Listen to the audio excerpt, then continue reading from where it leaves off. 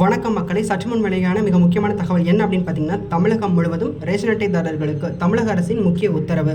அதாவது தற்போது வெளியான நல்ல செய்தி என்ன அப்படின்னு பார்த்தீங்கன்னா, அறிவிப்பை பற்றி பார்க்கறதுக்கு முன்னாடி இது போன்ற முக்கிய அறிவிப்புகள் எல்லாமே நீங்கள் உடனுக்குடன் தெரிந்து கொள்ள நம்ம சேனலை மறக்காம சப்ஸ்கிரைப் பண்ணி வச்சுக்கோங்க. பக்கத்தில் இருக்க பெல் ஐகானை கிளிக் பண்ணி ஆளுங்கிறத செட் பண்ணிக்கோங்க.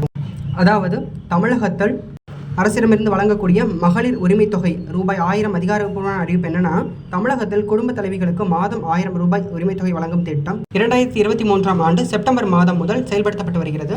இந்த நிலையில் தற்போது இம்மாதம் மகளிர் உரிமை தொகை 1000 ரூபாய் வருமா என்ற கேள்வி எழுந்த நிலையில், மகளிர் உரிமை தொகையை பயனாளர்களுக்கு அளிக்க எந்த தடையும் இல்லை என்று தேர்தல் அதிகாரி சத்யபிரதா சாகு தெரிவித்துள்ளார். அது மட்டுமின்றி அரசு செயல்படுத்தி வரும் திட்டங்களை தொடரலாம் என்று தேர்தல் விதிகள் உள்ளன. எனவே தேர்தல் ஆணையத்தில் எந்த அனுமதியும் பெற தேவையில்லை என்று அவர் தெரிவித்துள்ளார். இதனால் ஏப்ரல் 15ஆம் தேதி பெண்களின் வங்கிக் கணக்கில் 1000 ரூபாய் வருவது உறுதியாகியுள்ளது.